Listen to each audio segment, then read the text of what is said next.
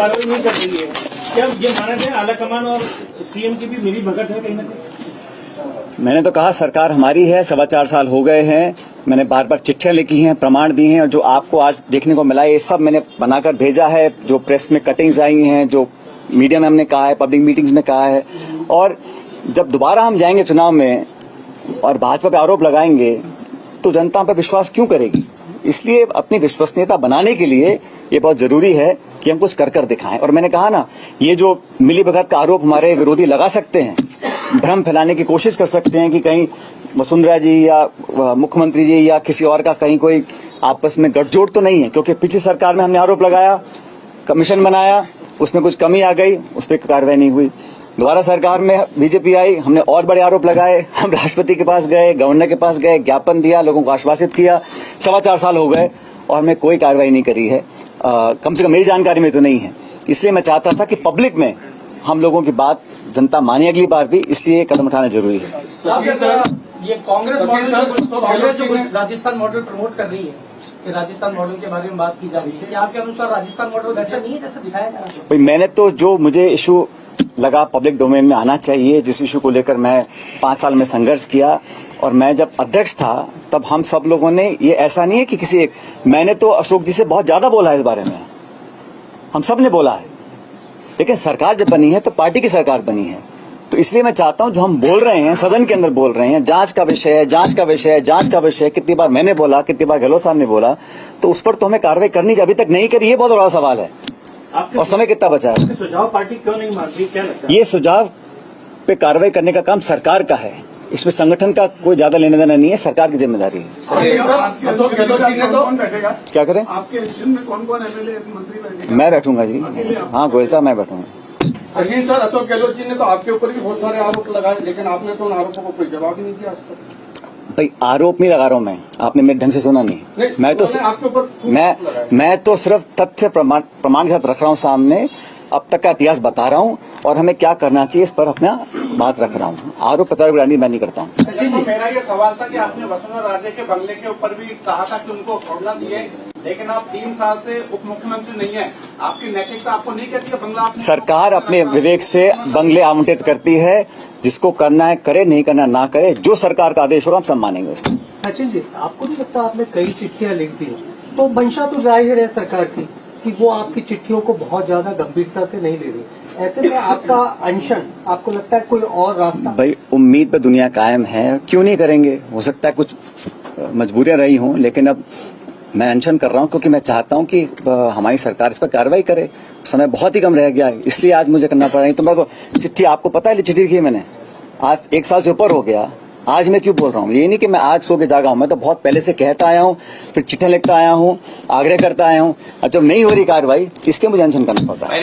ये माने कि अब आप आर पार की लड़ाई कर रहे हैं, या आर पार की लड़ाई भ्रष्टाचार के खिलाफ है या सरकार के खिलाफ? शशि जी, मैं तो एक इशू उठा रहा हूँ जो मेरे कार्यकाल में अध्यक्ष में था, हम सब लोगों ने उठाए थे और कई बार कहा था, उस पर कार्रवाई हो, ये मैं चाहता हूँ। इतना मेरा लिमिटेड ऑब्जेक्टिव है। जो पहले आपने मुद्दे उठाए, इससे पहले जो जिन लोगों पर कार्रवाई होनी थी, जिन्होंने अनुशासनहीनता की थी 25 सितंबर को, तो क्या? अरे आज का इशू जो आपको बता दिया मैंने, वो तो दूसरा इशू है। जब अनशन पे बैठेंगे उसके बाद जो आपने 2 पत्र तो पहले भी लिख चुके, कार्रवाई नहीं हुई, अनशन पे बैठने के बाद सरकार कार्रवाई करेगी, अपनी बात जो पुरानी बात कही थी उस पर अमल करेगी? मैं उम्मीद रखता हूँ।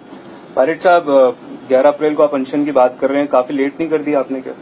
भाई मैंने कहा ना आपको, मैंने बहुत चिट्ठियां लिखी, मुझे उम्मीद थी कुछ कार्रवाई होगी, लेकिन अब जब लग रहा है कि समय बहुत ही कम रह गया, तो मैं बैठूंगा, दर्शन करूंगा, लोगों के सामने बात रखेंगे। और मेरा इस पे किसी पे छीटाकशी करने का मकसद नहीं है, मैं तो सिर्फ सैद्धांतिक मुद्दों की बात रख रहा हूं और मैं चाहता हूं इस पर हम नैतिकता अपनी बनाए रखें, उस पर कार्रवाई करें। सचिन जी, बड़ी शिद्दत से हनुमान बेनीवाल आपको याद कर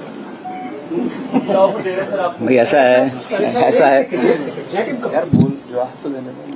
हाँ जट साहब बोलो, क्या करेंगे? अगर इस अनशन के बाद भी कुछ नहीं हुआ तो आगे क्या करेंगे? आगे देखेंगे, लेकिन भाई हनुमान बेनीवाल जी ने मेरे ख्याल हनुमान जयंती पे कुछ कहा। अब भाई हर नेता को, हर पार्टी को अपनी बात रखने का अधिकार है, मैं क्या कह सकता हूँ? क्या ये माना जाए हनुमान बेनीवाल ने हनुमान जयंती पे कुछ कहा, तो इसीलिए आप भ्रष्टाचार के मामलों की जांच के लिए खुली जयंती पर अनशन कर रहे हैं? वो एक बहुत ऐसा है, वो देश महाराष्ट्र में पैदा हुए, लेकिन पूरे संपूर्ण समाज और देश के लिए एक समाज सुधारक थे।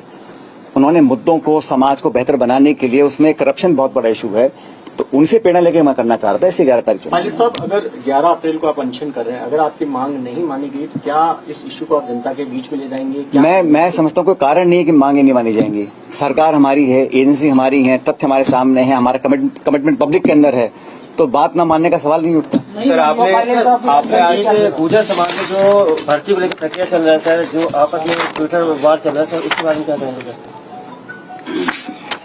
ये इशू पे मैं आपको याद किया था, इसके संदर्भ में कोई सवाल आप पूछ सकते हैं। आपने खूब सारे घोटालों का जिक्र किया, लेकिन संजीवनी घोटाले का जिक्र नहीं किया, लेकिन मुख्यमंत्री सबसे ज्यादा सीरियस उसी घोटाले उस पर तो कार्रवाई कर रहे हैं ना, अच्छी बात है। किसी भी करप्शन को उजागर अगर वो होता है, उस पर कार्रवाई हो, तफ्तीश हो, पुलिस केस बने, इंक्वायरी हो, FIR हो, उसमें अच्छी बात है, तो सच्चाई सामने आनी चाहिए, उस पर करें, बहुत अच्छा कर रहे हैं। लेकिन जिन पे नहीं कर रहे हैं उस पर भी करना चाहिए, मैं कहना चाहता हूँ। पायलट साहब, संजीवनी घोटाले में सरकार प्रोएक्टिव होकर काम कर रही है। SOG के माध्यम से पहले आरोपियों को बुलाया जा रहा है, केस दर्ज कराया जा रहा है। क्या आपको लगता है इस वाले मामले में भी सरकार प्रोएक्टिव होकर काम करे, अपनी तरफ से केस दर्ज करे? युवराज जी, ये तो मैं कह रहा हूँ कि सब पे कार्रवाई करनी चाहिए। करप्शन कोई भी करे, कितना बड़ा नेता हो, पद, विचारधारा, दल, पार्टी, ये साड़े नहीं आना चाहिए। और हम जब बातें जानते हैं, पब्लिक डोमेन में हम कह चुके हैं, फिर हम ना कार्रवाई करें, तब पीड़ा होती है। इसलिए मैंने चिट्ठियां लिखी हैं बहुत सारी। ऐसा नहीं कि मैं एकदम से सो के उठा और मैंने कहा कि आज ऐसा करना चाहिए। मैंने बहुत आग्रह किए हैं, चिट्ठियां लिखी हैं, प्रमाण दिए हैं, सब कहा है करने के लिए, नहीं हुआ किसी कारणवश। इसलिए आज मैंने फैसला लिया है कि मैं 11 अप्रैल को अनशन करूंगा।